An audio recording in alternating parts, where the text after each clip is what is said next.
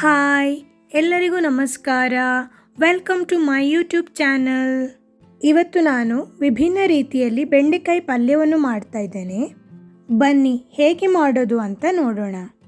ಮೊದಲಿಗೆ ನಾನು ಬೆಂಡೆಕಾಯಿಯನ್ನು ಚೆನ್ನಾಗಿ ತೊಳೆದು ಕಟ್ ಮಾಡಿಕೊಳ್ತಾ ಇದ್ದೇನೆ. ಬೆಂಡೆಕಾಯಿಯ ಮೇಲ್ಭಾಗ ಮತ್ತು ಕೆಳಭಾಗದ ಪೋರ್ಷನನ್ನು ಕಟ್ ಮಾಡಿ ತೆಗೆದುಕೊಳ್ಳಿ. ನಂತರ ಬೆಂಡೆಕಾಯಿಯನ್ನು ಸಣ್ಣದಾಗಿ ಹೆಚ್ಚಿಕೊಳ್ಳೋಣ.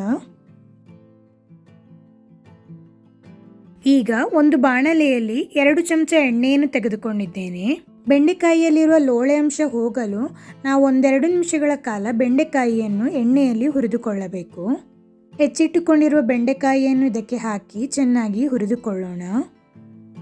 2-3 ನಿಮಿಷಗಳ ಕಾಲ ಚೆನ್ನಾಗಿ ಹುರಿದುಕೊಳ್ಳೋಣ. ನಂತರ 2 ಟೇಬಲ್ ಸ್ಪೂನ್ ಹುಣಸೆ ಹುಳಿ ರಸವನ್ನು ಹಾಕಿಕೊಳ್ತಾ ಇದ್ದೇನೆ. ನಾನು ಹುಣಸೆ ಹುಳಿಯನ್ನು 5 ನಿಮಿಷಗಳ ಕಾಲ ನೀರಿನಲ್ಲಿ ನೆನೆ ಹಾಕಿ ರಸವನ್ನು ತೆಗೆದುಕೊಂಡಿದ್ದೇನೆ. ಚೆನ್ನಾಗಿ ಮಿಕ್ಸ್ ಮಾಡಿ 1-2 ನಿಮಿಷಗಳ ಕಾಲ ಬೇಯಲು ಬಿಡಿ.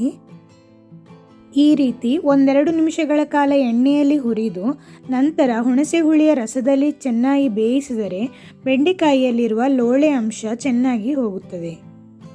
ರುಚಿಗೆ ತಕ್ಕಷ್ಟು ಉಪ್ಪನ್ನು ಹಾಕಿ ಚೆನ್ನಾಗಿ ಮಿಕ್ಸ್ ಮಾಡಿ ನಂತರ ಬೇಯಲು ಬಿಡಿ. ಬೆಂಡೆಕಾಯಿ ತುಂಬ ಸಾಫ್ಟ್ ಆಗಿದೆ ಹಾಗೂ ಅದರಲ್ಲಿರುವ ಲೋಳೆ ಅಂಶ ಎಲ್ಲ ಚೆನ್ನಾಗಿ ಹೋಗಿದೆ. ಈಗ ಇದನ್ನು ಒಂದು ಪಾತ್ರೆಯಲ್ಲಿ ಹಾಕಿ ತೆಗೆದಿಟ್ಟುಕೊಳ್ಳೋಣ.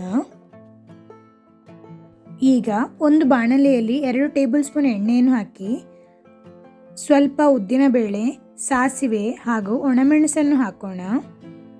ಸಾಸಿವೆ ಸಿಡಿದ ನಂತರ ಸಣ್ಣಗೆ ಹೆಚ್ಚಿಟ್ಟುಕೊಂಡಿರುವ ಈರುಳ್ಳಿಯನ್ನು ಹಾಕೋಣ. ಚೆನ್ನಾಗಿ ಮಿಕ್ಸ್ ಮಾಡಿ 1-2 ನಿಮಿಷಗಳ ಕಾಲ ಚೆನ್ನಾಗಿ ಈರುಳ್ಳಿಯನ್ನು ಹುರಿದುಕೊಳ್ಳೋಣ. ನಂತರ ಸಣ್ಣಗೆ ಹೆಚ್ಚಿಟ್ಟುಕೊಂಡಿರುವ ಟೊಮ್ಯಾಟೊವನ್ನು ಹಾಕೋಣ. ಚೆನ್ನಾಗಿ ಮಿಕ್ಸ್ ಮಾಡಿ ಟೊಮ್ಯಾಟೊ ಚೆನ್ನಾಗಿ ಬೇಯಲಿ. ನಂತರ ರುಚಿಗೆ ತಕ್ಕಷ್ಟು ಉಪ್ಪು, ಅರಿಶಿನ ಹುಡಿ, ಮೆಣಸಿನ ಹುಡಿ ಹಾಗೂ ಸ್ವಲ್ಪ ಬೆಲ್ಲವನ್ನು ಹಾಕಿ ಚೆನ್ನಾಗಿ ಮಿಕ್ಸ್ ಮಾಡಿಕೊಳ್ಳೋಣ. ಟೊಮ್ಯಾಟೊ ಚೆನ್ನಾಗಿ ಬೇಯಲು ಬೇಕಿದ್ದಲ್ಲಿ ಸ್ವಲ್ಪ ನೀರನ್ನು ಹಾಕಿಕೊಳ್ಳಬಹುದು.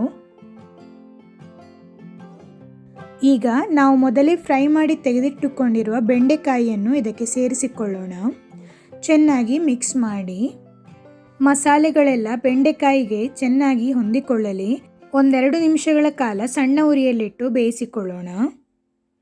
ಬೆಂಡೆಕಾಯಿ ಪಲ್ಯ ಅಥವಾ ಬೆಂಡೆಕಾಯಿ ಫ್ರೈ ರೆಡಿಯಾಗಿದೆ. ಇದನ್ನು ಅನ್ನ, ಚಪಾತಿಯೊಂದಿಗೆ ಸರ್ವ್ ಮಾಡಬಹುದು. ಈ ವಿಡಿಯೋ ನಿಮಗೆ ಇಷ್ಟವಾಗಿದೆ ಅಂತ ಭಾವಿಸುತ್ತೇನೆ. ಇಷ್ಟವಾದಲ್ಲಿ ಲೈಕ್, ಶೇರ್ ಹಾಗೂ ಸಬ್ಸ್ಕ್ರೈಬ್ ಮಾಡಲು ಮರೆಯದಿರಿ. ಧನ್ಯವಾದಗಳು.